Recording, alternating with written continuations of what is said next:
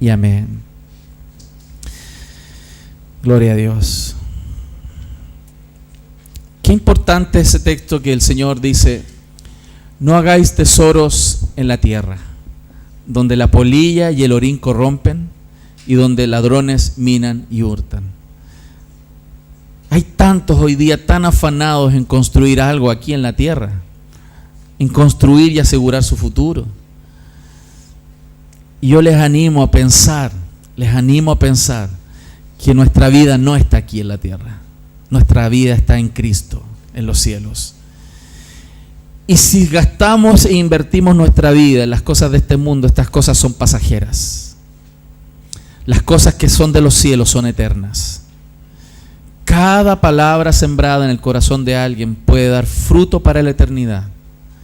Y eso es muchísimo más importante que nuestra propia vida, nuestros sueños. Pensando la semana sobre lo que hacemos cada semana que vamos con Eduardo a Tejas de Chena, un grupo muy pequeño de personas, pero están tan hambrientas de Dios, tan sedientas de la palabra. Y son 2 o 3, en realidad 4 máximo, más algunos de nosotros que van desde acá. Pero digo, eso vale tanto la pena. Gastar tiempo, gastar recursos. Uno podría estar haciendo muchas otras cosas, incluso descansando. Otro día adicional de la semana de trabajo. Pero es tan hermoso ver cómo la palabra de Dios sembrada en el corazón da fruto en las personas. Yo quiero animarte a que pienses en eso. Que no es solo lo que puede producir en tu propio corazón, sino también en el corazón de muchos que necesitan escuchar a Dios. Amén. Para que lo considere. Bueno, el día de hoy vamos a ir al sermón entonces, que está en Santiago capítulo 1, versos 19 al 27. El título de la enseñanza de hoy ¿es mi religión verdadera? ¿Es lo que yo practico genuino? ¿Es realmente mi vida religiosa, mi vida espiritual algo que está bien, que es correcto, que no estoy engañado? Por eso es muy importante este tema el día de hoy, y quiero animarte a que busque entonces el verso 19 del capítulo 1 de Santiago. Dice así: por esto, mis amados hermanos, todo hombre sea pronto para oír y tardo para hablar, tardo para airarse, porque la ira del hombre no obra la justicia de Dios. Por lo cual, desechando toda inmundicia y abundancia de malicia, recibid con mansedumbre la palabra implantada, la cual puede salvar vuestras almas. Pero sed hacedores de la palabra y no tan solamente oidores, engañándoos a vosotros mismos. Porque si alguno es oidor de la palabra, pero no hacedor de ella, este es semejante al hombre que considera en un espejo su rostro natural. Porque él se considera a sí mismo y se va, y luego olvida cómo era. Mas el que mira atentamente en la perfecta ley, la de la libertad, y persevera en ella, no siendo oidor olvidadizo, sino hacedor de la obra, este será bienaventurado en lo que hace. Si alguno se cree religioso entre vosotros y no refrena su lengua, sino que engaña su corazón, la religión del tal es vana. La religión pura y sin mácula delante de Dios el Padre es esta: visitar a los huérfanos y a las viudas en sus tribulaciones y guardarse sin mancha del mundo. Esta es la palabra del Señor. El énfasis en estos textos es el riesgo, el peligro del autoengaño. El tremendo peligro que hay de engañarse a uno mismo. De hecho, el verso 22 lo dice, ¿no? A ser hacedores y no tan solamente oidores, engañándoos a vosotros mismos. La misma idea la da el verso 26, donde dice: si alguno se cree religioso, se cree que es cristiano, se cree que él es parte de la familia de Dios, y no refrena su lengua, sino que se engaña su corazón, la religión del tal es vana. Y esto es muy importante tenerlo claro, porque el propio Señor Jesús habla de que aquí hay un riesgo muy grande. Si un creyente, hermano, es engañado por el diablo, Satanás le miente, lo engaña, eso es terrible, es malo. Pero si uno se engaña a sí mismo y peca, es peor aún. Eso es lo que la Biblia dice. O sea, el diablo nos quiere matar, robar y destruir. Y si el creyente cae en las trampas del diablo, son malos. Pero aquí la carta está advirtiendo que más grave incluso aún es que uno mismo se engañe. Porque un creyente, hijo de Dios, puede venir el diablo a atacarlo y lo va a engañar y lo puede hacer caer. Eso es malo. Pero uno puede creer que es cristiano, creer que está en la vida espiritual y estar engañado, y no lo es. Y eso es terrible, es peor aún, porque el otro es hijo y puede caer en las trampas del diablo, pero este puede creerse hijo y no serlo. Y la Biblia alerta frente a esta situación, porque fíjense, la carta a Santiago está escrita para hombres y mujeres que estaban siendo perseguidos, que ellos querían seguir a Dios, pero tenían tribulaciones, tenían pruebas. Pero en esas tribulaciones, además de desafiarlos a la madurez, iba a filtrar, hermanos, quién es creyente y quién no lo es. Y eso es duro. Y quizás el sermón de hoy va a ir en la misma línea de los últimos dos. Imagínese a Santiago agarrándolo de los hombros, abriendo los ojos y diciéndole: pone atención a lo que vas a escuchar. Esta es una posibilidad, hermano, y no tan remota como algunos piensan. No es tan distante, no es tan lejana a la realidad que esta propia iglesia local puede tener, hermano. Hay muchos que se enfrentan a una realidad en sus vidas difícil, y estas realidades difíciles van a extraer lo que hay en el corazón. Hay muchos hoy día que frecuentan las iglesias, hermano. Hay un terremoto en Chile y se dispara la asistencia en la iglesia. Crece. Hay cosas tremendas en Chile o en la ciudad y la iglesia, el número se dispara.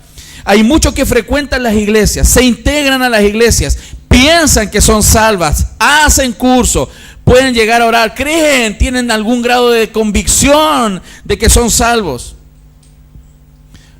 Pero puede ser que no sean salvos.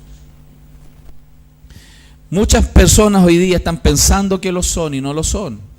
Jesús advirtió sobre eso. Mateo 7:22. Muchos en aquel día dirán: Señor, Señor, en tu nombre profetizamos, en tu nombre echamos fuera demonios, en tu nombre hicimos muchos milagros. Y entonces les declararé: nunca os conocí, apartados de mí, hacedores de maldad. Muchas personas piensan que tienen una vida espiritual, pero están secos. Están secos. Apocalipsis 3:17. Mas tú dices: soy rico, me he enriquecido, de ninguna cosa tengo necesidad, y tú no sabes que eres un desventurado, miserable, pobre, ciego y desnudo. O sea, hay una advertencia directa, hermanos, ante la posibilidad de que podamos estar ante una realidad, de que podemos creer que somos cristianos y haber llevado una vida en una iglesia, tener una vida religiosa y estar lejos de Dios y no ser hijo. Por eso, ante este riesgo, la carta del apóstol Santiago está presentando de manera muy práctica, porque Santiago es muy práctico, señas que nos motiven a la reflexión y a la revisión de nuestras propias vidas y corazón frente a esta posibilidad. Fíjense, aquel que dice aquí Jesús: en tu nombre echaron fuera demonios, en tu nombre profetizamos, en tu nombre hicimos esto, hicimos lo otro, y que el Señor le diga: apartados de mí, hacedores de maldad, nunca te conocí. Pónganse en el lugar de aquellas personas. Esas personas iban a la iglesia. Esas personas creían que estaban haciendo lo que Dios decía que había que hacer. Creían que hacían ciertas cosas piadosas, como a lo mejor ayudar, como ser buena persona.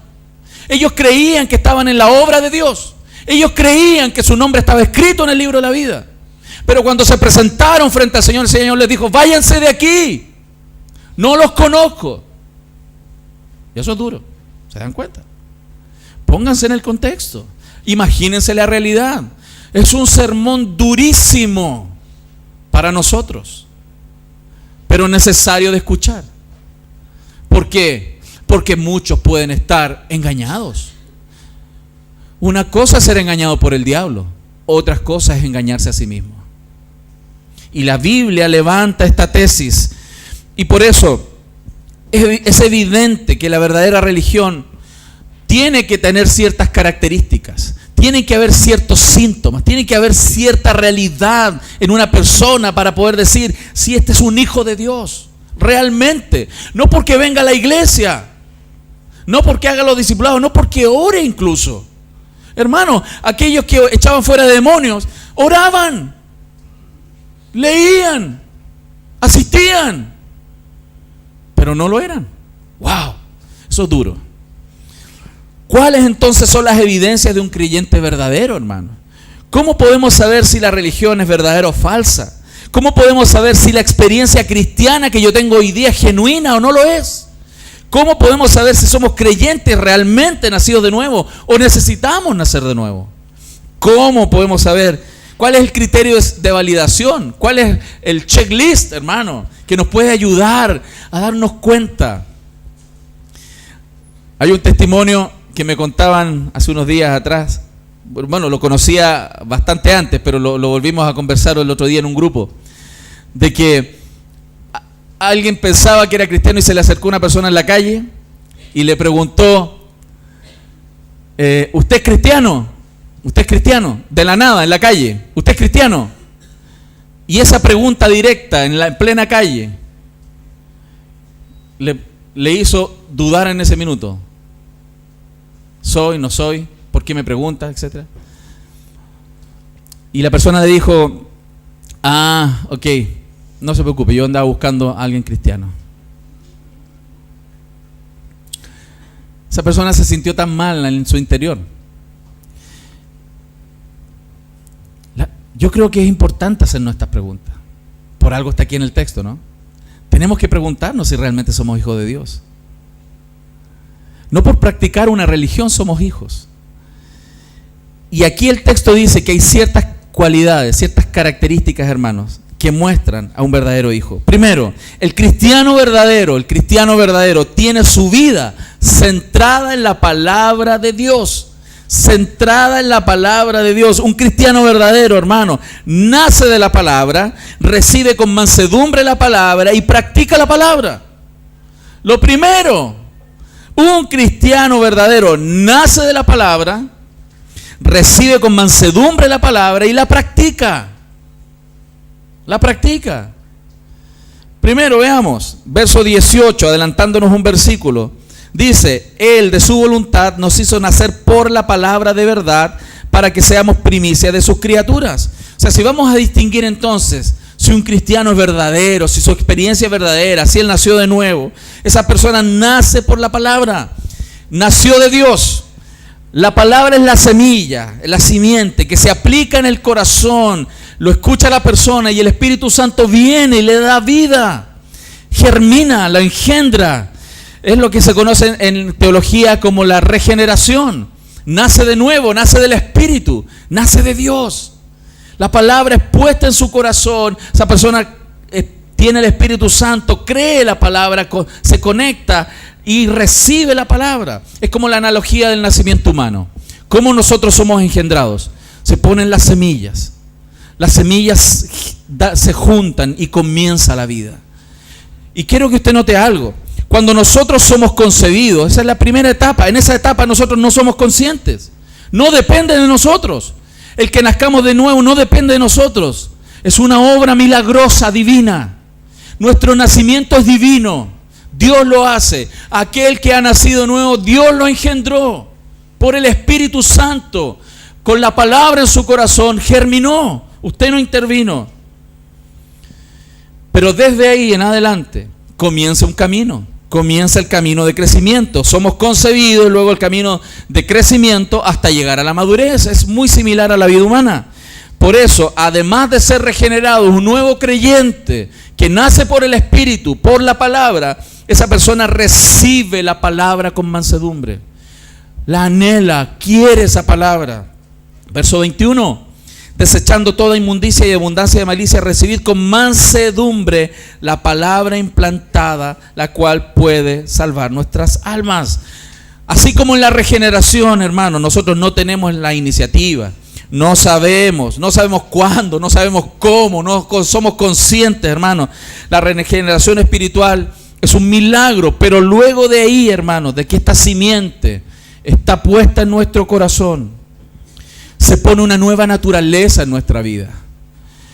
quiero aclarar algo. Cuando Dios nos da vida nueva, cuando Dios viene, su Espíritu Santo viene a nuestra vida, el Espíritu Santo pone una nueva vida en nosotros, una nueva naturaleza. Sigue la vieja naturaleza ahí, pero tenemos una nueva naturaleza. Si la nueva naturaleza fuese eliminada, nosotros no pecaríamos más. Pero no, la vieja naturaleza ahí sigue, por eso pecamos. Pero Dios pone la nueva naturaleza, esa nueva naturaleza que debe crecer, que debe depender de Dios, que debe estar pegada a Dios mientras mortificamos la vieja naturaleza. Y esa vieja naturaleza que va menguando, mientras más mengua, más vida de Dios se manifiesta en nosotros. Eso es lo que la Escritura nos muestra. Esa vieja naturaleza necesita ser mortificada, necesitamos morir a nosotros mismos. Y para eso necesitamos la palabra de Dios en nuestro corazón. Necesitamos mucho de la palabra de Dios, recibirla. Y recibirla con mansedumbre, hermano, con humildad. Si nosotros no recibimos la palabra, si nosotros no buscamos la palabra de Dios, si no estamos pegados a la palabra de Dios, ¿de qué nos estamos alimentando, hermanos? ¿Cómo está creciendo nuestra vida espiritual? Muchos cristianos no conocen las Escrituras, no escudriñan las Escrituras, se conforman con un sermón del domingo. Y por eso su vieja naturaleza sigue vivita y coleando. Vive muy alta y la vida espiritual no está creciendo. Necesitamos mansedumbre, hermano. Necesitamos estar pegados a esa palabra, ser humildes. Es como la analogía que se da aquí en la Escritura, de ser engendrados como una semilla.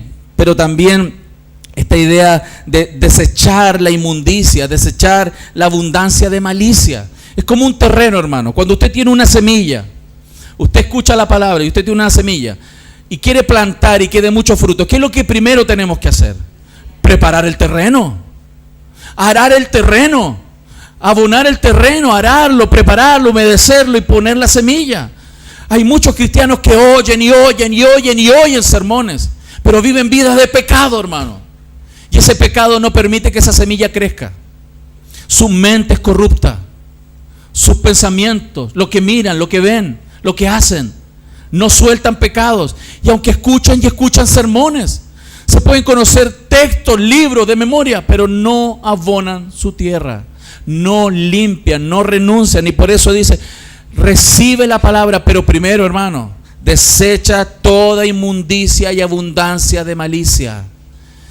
Puede decir, pastor, yo sé la Biblia, me la sé al revés y al derecho. No importa si tú no preparas la tierra, si tú no dejas los pecados, si tú no mortificas la carne, hermano. Esa palabra nos da fruto. Necesitamos conocerla. El Señor lo aclara en la Biblia cuando Él dice que hay suelos distintos, ¿no? La semilla es la palabra, pero hay suelos distintos. Hay suelos que son muy duros, secos, impenetrables. Suelos que puede venir la palabra y no entra. Tan duros. Hay suelos que son muy superficiales. Son cristianos muy emocionales. Son cristianos que un día tienen ganas de Dios y al otro día no tienen ganas. Hoy día tengo ganas de orar, mañana no tengo ganas de orar. Hoy día quiero leer la Biblia, mañana no tengo que leer la Biblia. Ese tipo de cristianos, ese tipo de suelo, no puede dar fruto, aunque escuche sermones. Porque tiene que preparar su tierra. Tiene que tener una limpieza de su corazón, una limpieza. Hay suelos llenos de malezas, llenos de espinas, dice la Biblia. ¿Cuáles son esos suelos? Los que están llenos de afanes. Viven preocupados. Su vida es venir al domingo a cumplir lo religioso de estar en un sermón. Salen de aquí y su mente está en otras cosas. ¿En qué está? En sus negocios. ¿En qué está? En su trabajo. ¿En qué está? En sus problemas. Lo único que piensa es eso. ¿Y usted cree que esa persona va a dar fruto? No da fruto. Aunque venga todos los domingos a la iglesia. Aunque tenga algún tipo de vida espiritual. Hermano, querido, compréndalo. La Biblia nos está diciendo cómo distinguimos entonces un verdadero creyente de uno que no lo es. Es por su aliento en buscar la palabra, por su pasión por conocer a Dios, por su ánimo de sacar lo malo y que la palabra dé mucho fruto en su vida. Pero hay suelos productivos, dice la Biblia también, que dan al 30, al 60 y al 100 por uno en la parábola.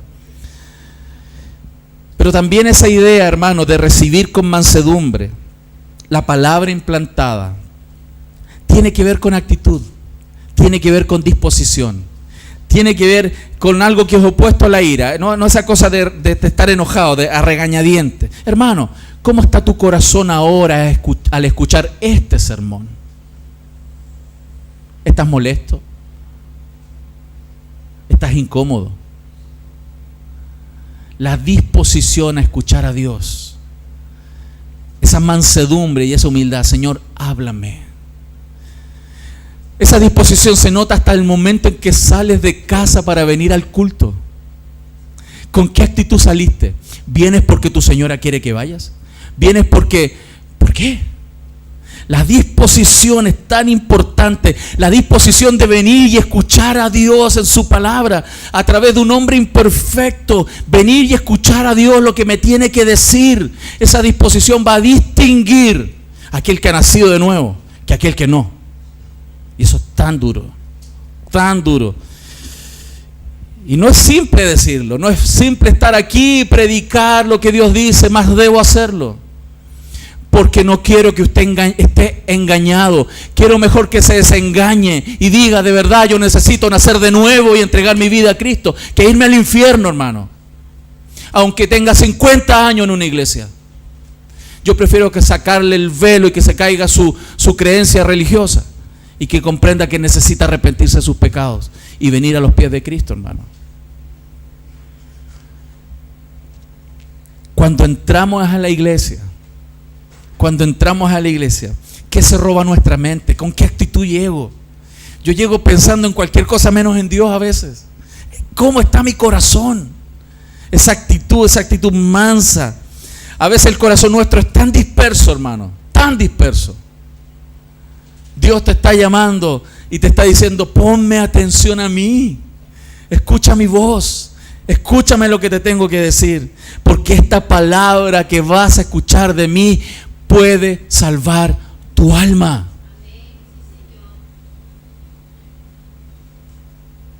Puede salvar tu alma. Y no depende de mí como pastor, no depende de esta iglesia local. Depende de tu propio corazón. ¿Cómo estás? Aquellos que han nacido de nuevo, hermano, aman escuchar a Dios. Aman escucharlo. Tú puedes creer que por venir a la iglesia y porque te está arreglando tu familia, eso es todo. No. Y puedes estar engañado y creyendo que has nacido de nuevo. Porque le oras a Diosito, ¿no? No, Diosito está conmigo. Y puedes estar engañado, creyendo que eres salvo, creyendo que eres salva. Jesús dijo en Juan 10, 27 al 29, con toda claridad, Él dijo, mis ovejas oyen mi voz y yo las conozco y me siguen. Las que no son sus ovejas no oyen su voz, no les interesa. Vienen a la iglesia y van a ir a su vida religiosa porque quieren algo de Él. Porque persiguen algo que Él les dé. No por Él. Jesús dijo, mis ovejas oyen mi voz y yo las conozco y me siguen. Y yo les doy vida eterna.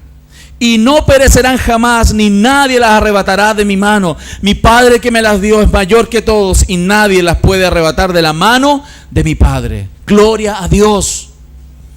Pero fíjense, aquellos que tienen esa vida eterna, aquellos que no van a salir de las manos de Dios jamás, aquellos que su salvación no la van a perder jamás, son aquellos que oyen su voz y le siguen. Por eso aquel que ha nacido de nuevo va a buscar las palabras de Dios, va a escuchar, va a querer escuchar a Dios. Y va a tener toda la actitud en su corazón, esa necesidad. Tú puedes creer, joven, que porque vienes a un culto y porque tus papás te traen aquí, ¿tú eres salvo? No. Si tu propio corazón no ama las palabras de Dios, si tu propio corazón no ama las palabras de Dios, puedes estar autoengañado y creer que porque vamos a la iglesia, tenemos un lugar en el cielo. No es así. Mis propios hijos necesitan escuchar a Dios. No porque su padre sea un pastor, ellos están asegurados en el cielo. Ellos necesitan conocer a Dios.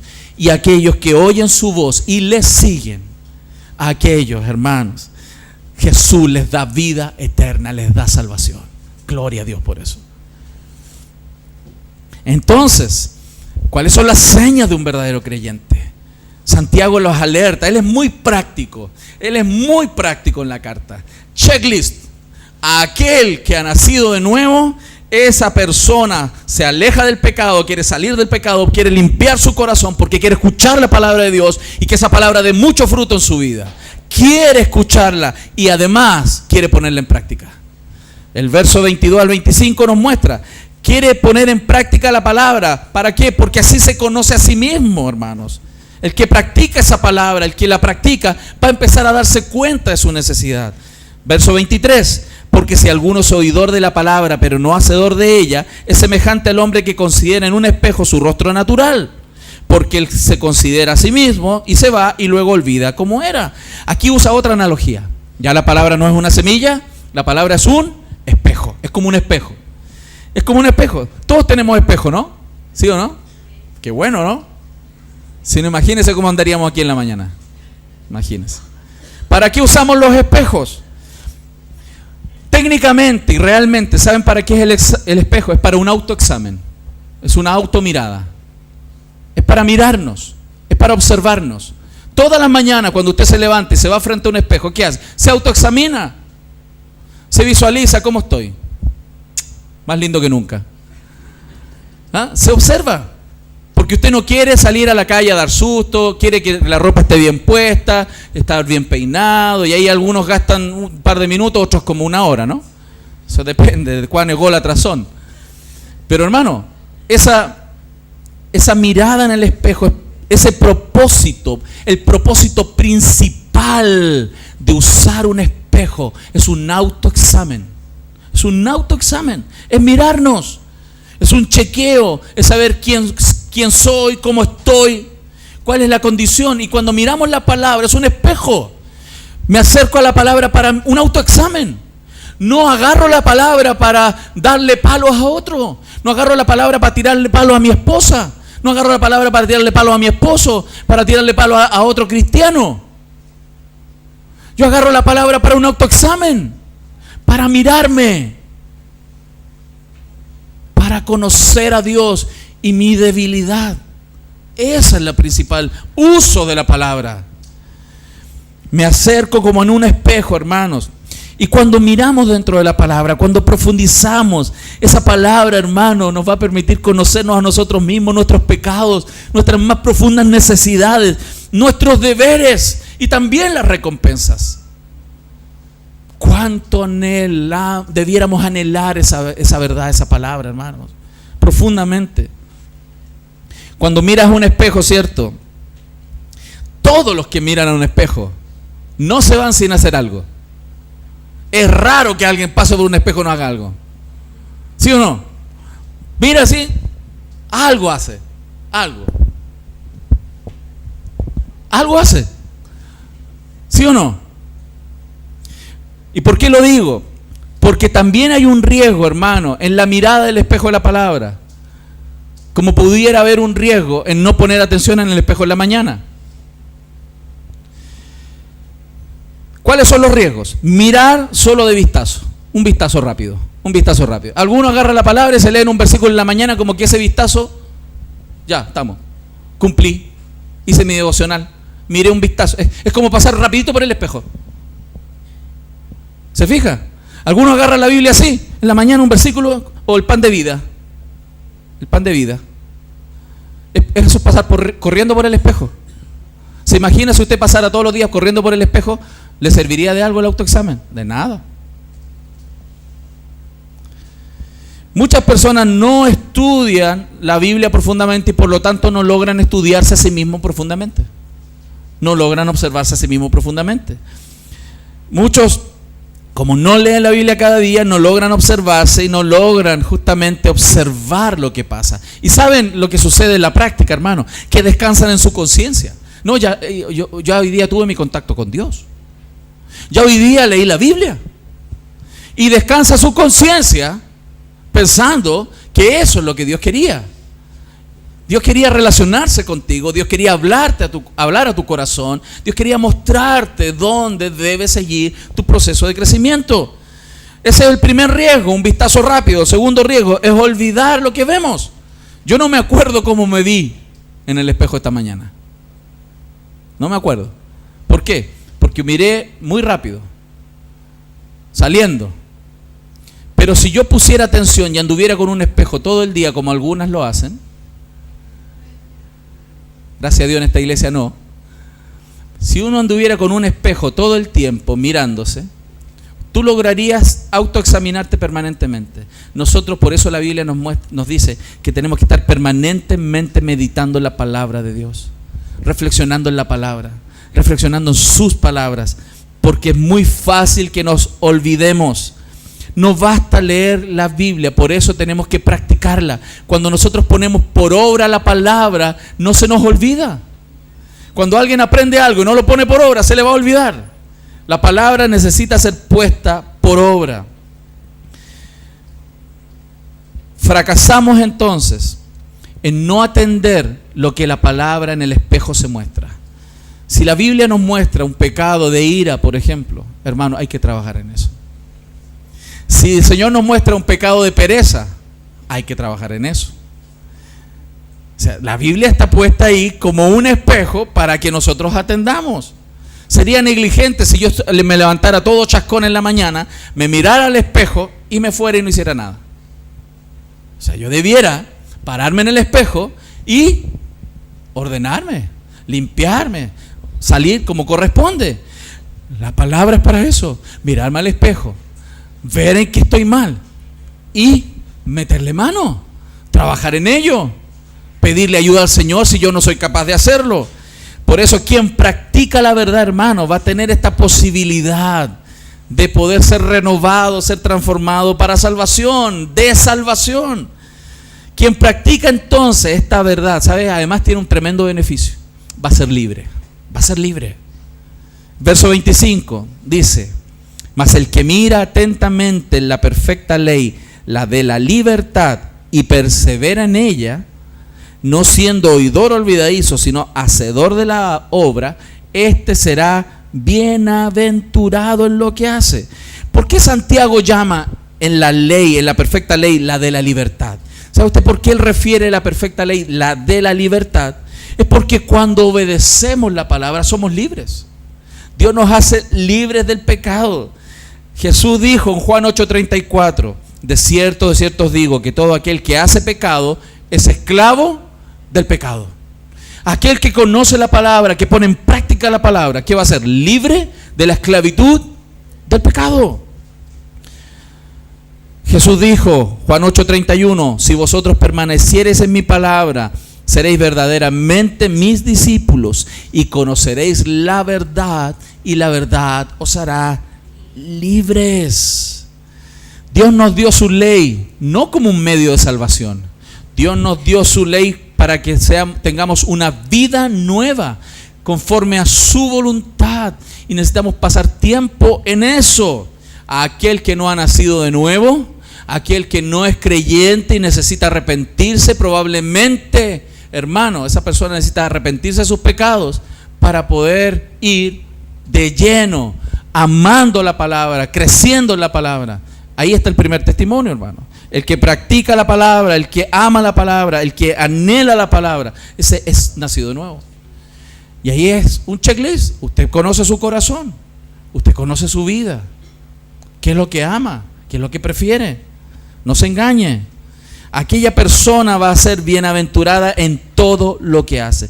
Y yo recuerdo lo que decía Josué 1:8, ¿no? Josué decía, cuando el Señor lo llamó, esfuérzate, sé valiente, porque él era un escogido de Dios, y él le dijo, apégate a la palabra, nunca se aparte este libro de la ley de tu boca, sino que de día y de noche medita en él, para que guardes y hagas conforme a todo lo que en él está escrito, porque entonces harás prosperar tu camino y todo te saldrá bien. O sea, además hay tremendas promesas para aquellos hijos de Dios que meditan en la palabra. Entonces, un verdadero cristiano, ¿qué hace? ¿Se pega a qué? A la palabra.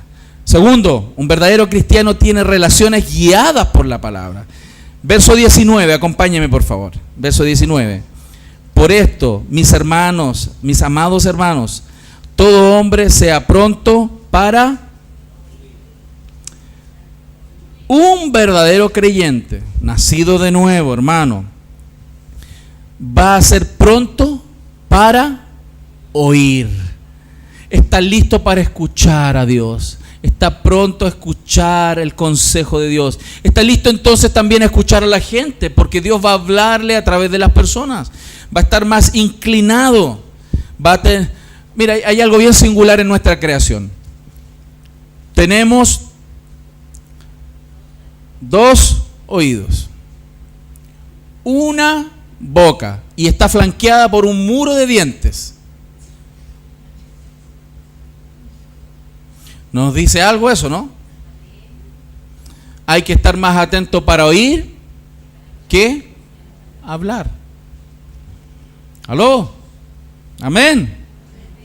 Y dice ahí, esa es una regla de oro, aprender a escuchar, y sobre todo aprender a escuchar a Dios, porque Dios nos va a hablar, hermanos. Dios no es un Dios mudo, Dios es un Dios que habla por medio de su Espíritu, por medio de su palabra, y por lo tanto esa persona también va a ser guiado por esta palabra en sus relaciones, va a ser pronto para oír y tardo para hablar. Lo que hablamos, cómo hablamos, cuándo hablamos, con quién hablamos y por qué hablamos, tiene que ser guiado por Dios, por su palabra. Vuelvo a repetir, lo que hablamos, cómo hablamos, cuándo hablamos, con quién hablamos, por qué hablamos, debe ser guiado por la palabra de Dios, por su consejo. Necesitamos estar atentos a eso. ¿Por qué? ¿Saben por qué tenemos que estar tan atentos? El Señor no es antojadizo en esto. El Señor no que le dio la tincada de que hablemos poco. ¿Saben por qué es tan importante ser más pronto para oír y tardo para hablar? Porque la vida y la muerte están en el poder de la lengua, dice la Biblia. Proverbios 18:21, la muerte y la vida están en el poder de la lengua, y el que la ama comerá de sus frutos. ¿Cuántas consecuencias vas a obtener por hablar de más? ¿Cuántas consecuencias vas a obtener por hablar lo que no corresponde? ¿Cuántas consecuencias vas a obtener por hablar con quien no corresponde? La vida y la muerte están en el poder de la lengua. Efesios 4:25 dice, por lo cual, desechando la mentira, hablad verdad, verdad cada uno con su prójimo, porque somos miembros los unos de los otros. El verso 29 dice, ninguna palabra corrompida salga de nuestra boca. Ninguna palabra corrompida, sino la que sea buena para la edificación, a fin de dar gracia a los oyentes. Hermano, si usted habla algo, debiera revise, sea guiado por la palabra, sea guiado por esto. Revise si esa palabra que usted va a hablar en ese minuto, aunque sea una reunión informal, aunque sea que me junté con mis amigos, aunque estoy en un cumpleaños, sea donde sea, revise si esa palabra es para edificación. Revise, a fin de que los oyentes reciban gracia, el favor de Dios. Es muy posible. ¿Por qué Santiago lo está poniendo aquí, hermano? Porque hay personas que dicen ser cristianos, nacidos de nuevo, y hablan cualquier cosa. Y él puede estar absolutamente engañado, creyendo que porque en el culto él logra orar y cantar palabras de Dios, pero después habla cualquier cosa, puede estar absolutamente engañado. Su religión puede ser vana. Hermano, es sensible el punto. Y por eso le animo a estar muy pendiente. Mi manera de hablar, mi manera de conocer la palabra, juntarla con las convicciones de mi corazón, hablarlas cuando corresponde, de la manera que corresponde, con quién corresponde, va a estar dando testimonio si nací de nuevo. ¿Cuántas personas están en la iglesia y creen que son salvos y llevan una doble vida en su manera de pensar, en su manera de hablar? Aquel puede estar absolutamente engañado creyendo que es salvo y no lo es. No podemos sacar el contexto del hablar lo que no corresponde del concepto que viene en el contexto que está hablando de quién cree que es salvo y quién no.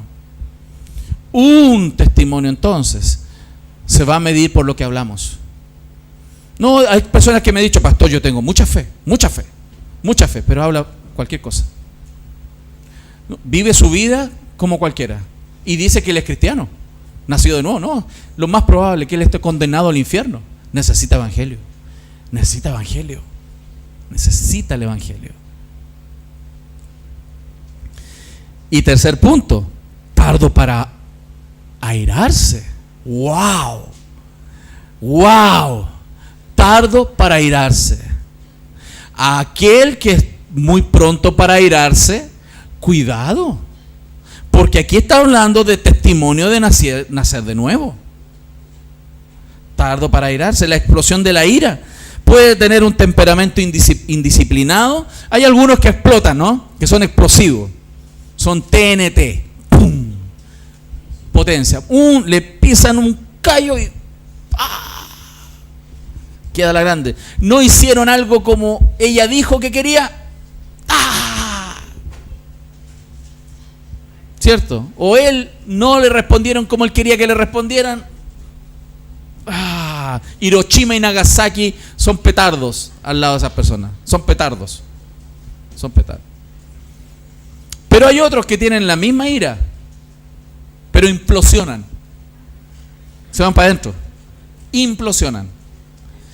Tienen ese temperamento, encapsulado. Y lo acumulan. Se amargan, se alejan, se van. Pero es el mismo problema. Hermanos queridos, la vida cristiana es para ser vivida honestamente, genuinamente. El cristiano verdadero entonces tiene deseo por la palabra, anhela la palabra, escucha la palabra, tiene la disposición mansa de ir a la palabra. Luego ese creyente, nacido de nuevo, va a usar esa palabra que escuchó, que recibió con mansedumbre y la va a poner en práctica. Quiere ser tardo para oír, tardo para hablar, pronto para oír y tardo para airarse, hermano. Ese es un creyente. Ahí estamos con un checklist. Tercer punto, el cristiano verdadero tiene sus acciones religiosas dirigidas por la palabra, su quehacer religioso, su quehacer cristiano. Hermano, la religión pura, la que Dios quiere, la verdadera, va más allá de solo doctrinas y ritos. Eso implica una práctica y acciones concretas. Primero, esta persona, verso 26, tiene control de su lengua. Si alguno se cree religioso entre vosotros, dice, y no refrena su lengua, vuelve a insistir en el punto, no refrena su lengua, sino que engaña su corazón, la religión del tal es vana. Entonces, el tener lengua suelta, ¿se entiende eso, no? Tener lengua suelta. El Señor advierte sobre eso, advierte. Acuérdense, hay un espacio entre lo que pensamos y decimos, y hay que rogarle al Señor renovar nuestro corazón. Por eso el Señor Jesús dijo con mucha dureza: el Evangelio es una gracia tan maravillosa, son tantas oportunidades, pero muchas veces Dios nos tiene que decir las cosas sin anestesia. Jesús le dijo a la gente en Mateo 5:22, pero yo os digo, porque esto estaban hablando de aspectos sobre la vida espiritual, ¿no? Sobre lo que es bueno y malo. Y el Señor Jesús en Mateo 5, en el sermón del monte, la gente en ese tiempo se creía muy religiosa porque hacía ciertas cosas.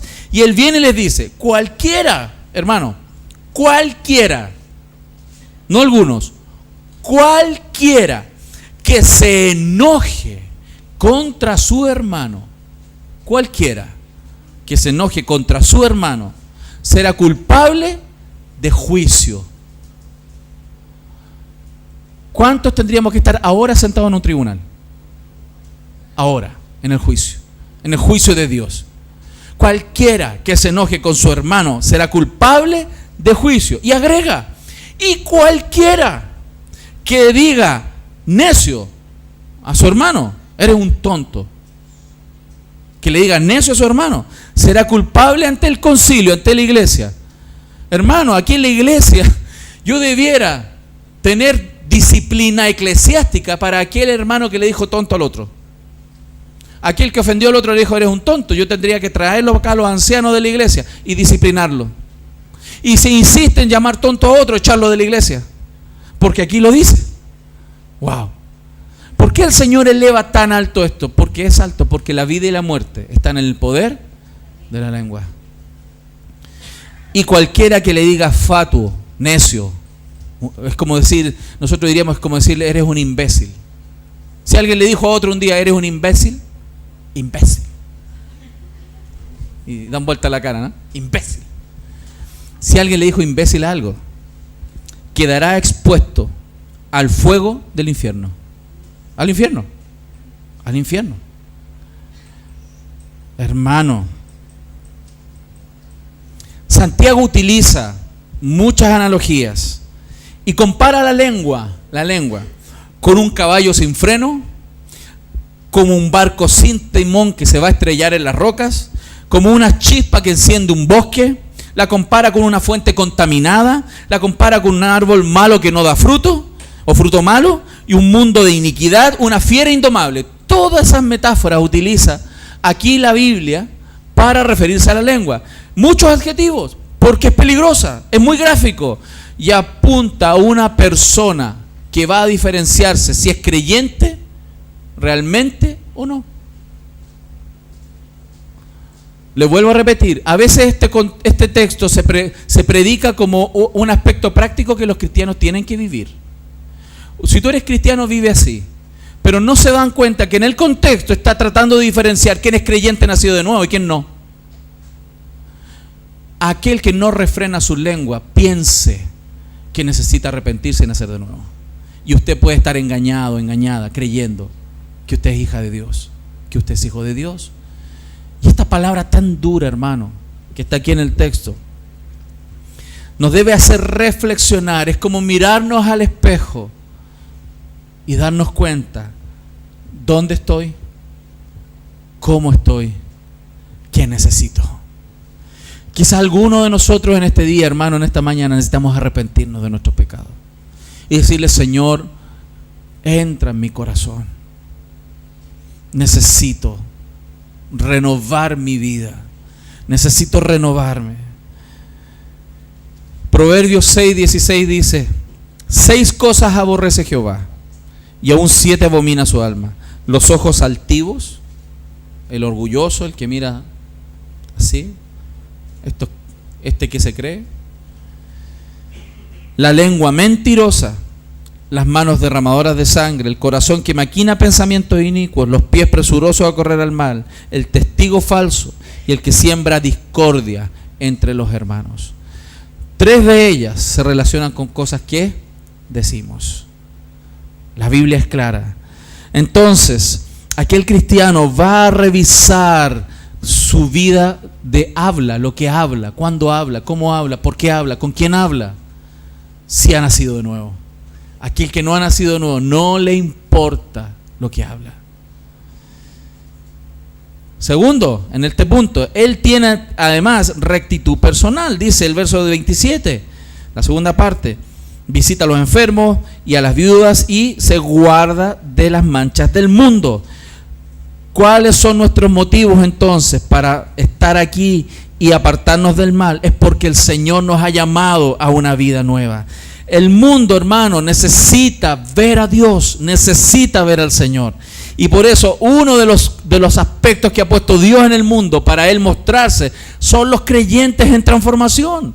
Y nosotros somos llamados, hermanos, a llevar una vida apartada, distinta. No me refiero a irnos al Himalaya, ¿no? Me refiero a una vida diferente y que nuestros vecinos, nuestros compañeros de curso, de trabajo, de universidad, vean a Cristo en nuestras vidas. Por eso el Señor dijo: no seáis amigos del mundo. Si somos amigos del mundo, somos enemigos de Él. Y se refiere a vivir y amar lo que el mundo ama. Los creyentes genuinos no aman lo que el mundo ama. Un creyente nacido no ama lo que Dios ama y aborrece lo que Dios aborrece. Pero también, y por último, aquel que ha nacido de nuevo tiene compasión de los necesitados. Tiene compasión. Hace un rato atrás nuestros hermanos avisaron de que el próximo sábado está la visita al hogar. Ahí hay una tremenda oportunidad para tener compasión de los que necesitan. Nuestras hermanas van a los hospitales, pero también hay muchas otras partes donde un cristiano puede ir en pos de los necesitados. Santiago no está hablando de cuestiones doctrinales en esta parte, de cosas muy prácticas, muy sencillas. Todo lo teológico, todo lo conceptual, lo hemos aprendido muchas veces en esta iglesia. Y Santiago ahora nos está diciendo, ok, vamos a ver quién es quién, vamos a ver quién pone por obra, vamos a ver si yo estoy poniendo por obra, si yo soy un cristiano verdadero.